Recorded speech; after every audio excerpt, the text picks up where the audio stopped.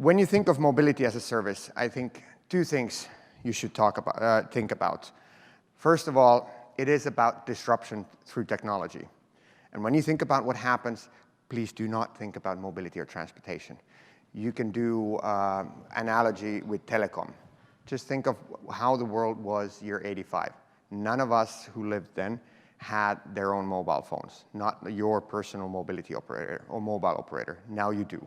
Things have changed. So when you think about it, don't think about all this fuss. Second thing would be about this. I think it's about time we really dare to ask this question. Not in a way that, okay, how do we manage? How do we do all of this? How do we sell it? How could you really sell it? We do this service not with the opinion that, oh my God, cars are bad. They're actually great. They're the greatest product probably out there and have been for a long time. So if you really want to live up to that competition, you have to be extremely good. And it's quite okay now after lunch. You can close your eyes. First of all, raise your hands. Which one of you are the sinners? How many of you have cars? Ooh, we have a lot of sinners here. Those of you who raised your hand, now you can close your eyes and think about this question. What would I have to promise to you so that you'd give it up? The rest of you can go to Jonna and we'll sell you good solutions already. But this is, I would argue, this is actually, even for the world economic growth, this will be the biggest question for the next decades. And I'll try to justify this. It is kind of strange, you know, coming from a really small country. I know you've got a bigger neighbor here in Canada as well, but we've got only bigger neighbors around Finland. Small guy coming from Finland and talking about this mobility as a service. Hey, come on, guys. Everyone will have their mobility operator in the future. And for some reason, the world's been excited. There's some 3,000 articles about this, which is kind of overwhelming coming from a small startup. But it starts with these couple of questions. And now, please also, when you close your eyes, don't think of yourself as a transport professional. Think of yourself as a person. There's a difference. A normal person and a transport professional, there's a difference. So now, what if we put all of these things together? Would that be enough? And this is what we've been doing, and we've been talking about all day. If I put all of these together and I put them in a nice package and I'll tell you information, and the answer is no, it's not enough. You'll have to do something more. Because when you think of it, what does your mobile operator do for you? They sell you something where you're connected all the time.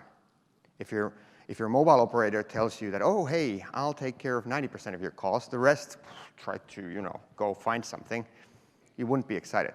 It needs to be something more. And I think that the value out of this lies, somebody said it nicely, the concept of mobility as a service. When you think of that, just think of the last word, please.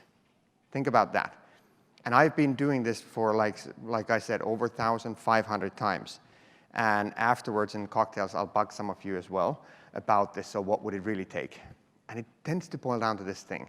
Yeah, I could do with, commuting. It's a good transit city. There's Uber. There's all of these things. There's taxis, car shares, all of these. Nice, but nobody promises anything. Until somebody promises something, I like that thing. You guarantee something. You guarantee that within 15 minutes you're on the way, because that's what you actually want. When you buy your car, you're not thinking about your next ride, not even the 10 next rides. You're thinking about a year ahead.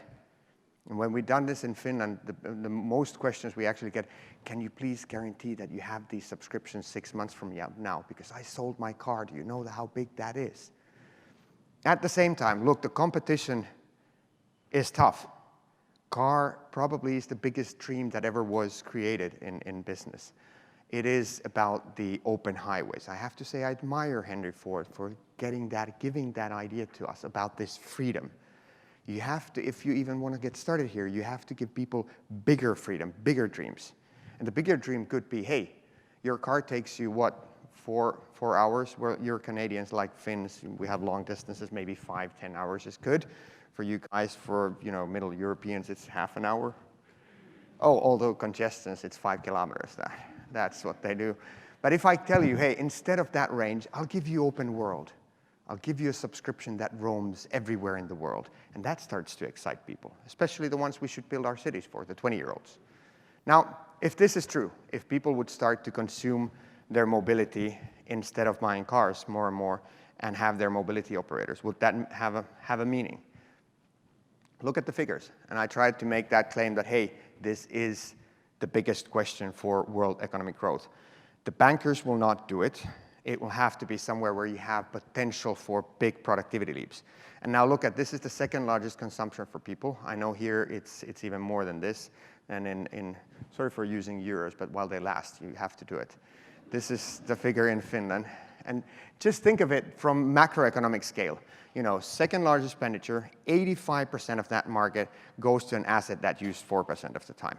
Of course, this will be cracked. Now, the issue is you cannot even start cracking that unless you provide the same level of freedom, the same dream as the car does. That because it's your freedom insurance in so many ways. And if you cannot do that guarantee, you're not really in the markets. Now, from listening today, I would really hope that we would define the whole competition a bit differently than I sometimes hear. Car takes away 85% of that market. The rest have 15. Now the competition is everything against this. And there's no other way. Because when you think of the production, you need everything to compete with that dream. If you can, and make the comparison with telecom, there's one big difference. Actually, there's two. The one big difference is, think of this, it's 10 times as big. If that was a big thing, changing what happened in the mobile industry, well, this is bigger, way bigger. So the opportunity it does exist. Now, I was in LA some while ago, and there was, there's Lyft here. It was a shared Lyft that I was on, and there was with me, there was this guy who was a actor/waiter, like they all are.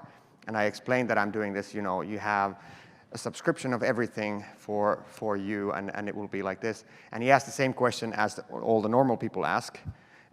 He said, of course, that's how I want to buy my mobility. Why isn't it here yet? That shouldn't be rocket science.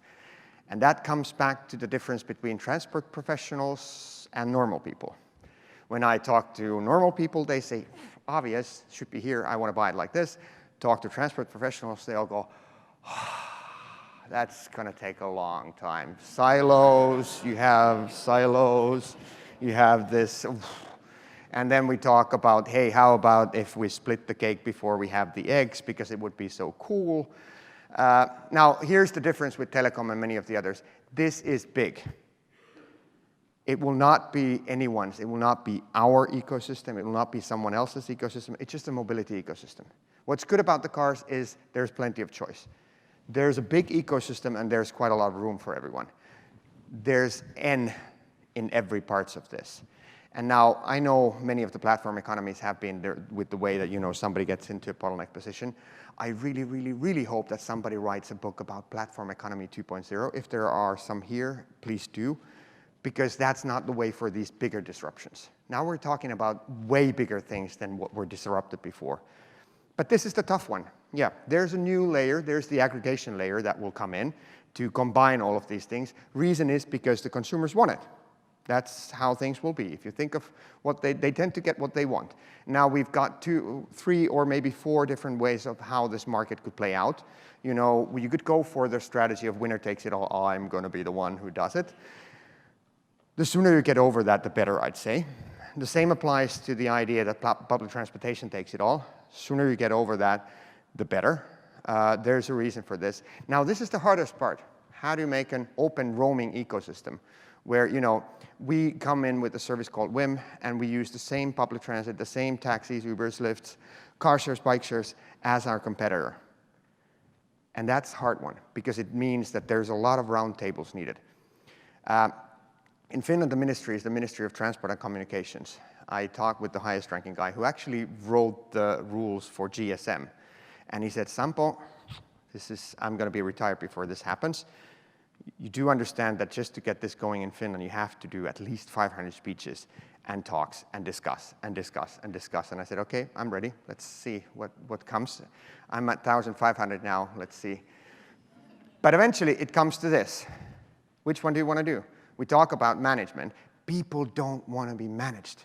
They want to be serviced. There's one trend we want to do. We want to be lazy. And there's couple of questions when you think about the production model that you should ask yourself. I think 3. First, If I'm your MaaS operator, any one of you, would you like to have access to everything within your area or just parts of the offering? You'd probably like to say, yeah, from the operator, I'd like to have access to everything. Second thing is, would you like to choose your operator? If you don't like the CEO of MaaS Global because he's like that, you want to have a choice. You'd probably want to have. And third thing is, would you like to have a global roaming subscription? And you'd probably like to do that. Well, that brings us to this end-to-end relationship. That's the only way you get to produce it. Because otherwise, I would have to go as a MaaS operator to London or Vancouver and say, hey, I will replace your public transit and everything that exists. No, that would be misuse of infrastructure that exists. Now, to tell you a little bit about what happened, we've tested this now a bit more in Helsinki, then in UK, now also in Antwerp, soon in Vienna, then there will be a couple of others where we're going to be. You know what's cool about this being just on the layer of servicing end users? I don't have to ask the question, what's in it for our core business? All I have to ask is what's in it for the end user. It's so liberating. We have, we have investors like Toyota and Transdev and many others, and I don't have to ask that. They have to, which is so nice. One of those things that I would say as an advice, yeah, use a lot on designs. I bugged our designers just the other week. We had a summer day and said, look, the automotive industry has about 1 million of the world's greatest designers. 2 of you, you can beat them easily, can't you? It's an easy job. But they've been doing a good job. We've been winning quite a lot of global awards for designs, but they're so driven with this. Now, one other thing that I'd like to say, it's not a route planner. Think of it this way. Think yourself, if I'm your mobility operator, I take care of all your trips for that month. That means about 4 trips a day. How often do you use a route planner yourself? Maybe twice a week, something like that? So it's not about that. It's about getting you there. It's about getting that access. It's about the payments, because that's also where the money, but that's also where the value in mind lies. So we had to design everything. We can't be the world's best rideshare. We can't be the world's best routing app. We can't be the best car share. We can't be the best bike share and the ticketing system, but we can be the best combination of all of this. And one of the biggest parts if you want to know what the trick of making business out of this is, if you get people to believe that the price point, the comparison they have to make is the money that they're spending on their cars, in a way, we sell you a Ferrari, but I put you in public transit, because that's how I make money, because it's constant how many trips you will do. And so we put in, instead of buying a car, we'll give you a garage. When you need the car, go. Gladly, we've been able to do this with a lot of partners, a lot of really enthusiastic partners, because there's no way, like I said, we don't touch that field. We can't do it if we can't get the partners excited. Not just excited, but also go working with us. For the data part, since we're not touching it, we want to give to our partners as much as possible. So these were the first ones that we launched, 3 different packages. Good and bad thing. First, the good thing is it went way, way, way better with the marketing than we ever thought. The bad thing is it went better because we didn't have customer care, and now we had to come up with that during Christmas and all of that. For public transit, it's good, but it's also good for the taxis and ride shares, even though it looks pretty bad for them from the modal split, because the modal split from the trips that we've done, it's about 1 million trips that we've done in Helsinki now, 91% of those are public transit. And you see that the talk of the town actually went much faster to, hey, would this really compare with owning a car? People are excited about this. We didn't spend that much in marketing, but you look at some of these comments that people made, and yes, we do get those, hey, I sold my car because of this. Yes, I like it because there's a combination. One of the best things that I got was from a journalist, a 50-plus guy that are not in our target group, and said, after interview, hey, I've used this Whim, I am a devoted car guy, but me and my wife, we just skipped the car now because we use the Whim. And of course I was proud, but I had to ask him, but these bits and pieces existed before, so why now? And he just said, well, it feels different now that you're somehow taking care of that service on my behalf and doing this, it just feels different. What surprised us is a month after launch in Helsinki, this was the recognition. Sorry guys at Uber, but it was pretty good. You're not there, so that's why it's so good. 46% said that this is something for them, and quite a lot of them said also that they're keen on changing their behavior, and we're starting to also see that. We have a lot of data. We're trying to get out first the researches also as fast as possible. So How do we see the world? We're not going to be the only ones. Definitely not. In our wildest dream, we think about maybe 5% of the population that we could serve would be already quite a great thing. We really need to be best towards partners, towards the end users, and that means also not trying to play the game of exclusivities. We've also seen, no, there are no technical issues as long as there's a lot of willingness to go.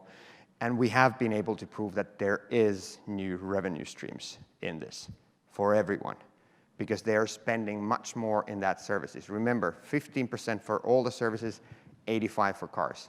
Every single one that we take away is more purchasing for the services. As last, I know I lose all my credibility as a startup CEO by saying good things about, the authorities and cities I should be blaming and saying how bad they are, but I do love this vision from my hometown, Helsinki. They're not managing or pushing or trying to say that they're the player in the market. No, that's not the case. They're saying that, hey, wouldn't it be just that by 2025, you're not forced to buy a car? You can live a perfectly good life without being forced to own one. And they want to make sure that you still get the same quality of life. And I kind of like that. And they're doing quite a lot on that. With that, thank you.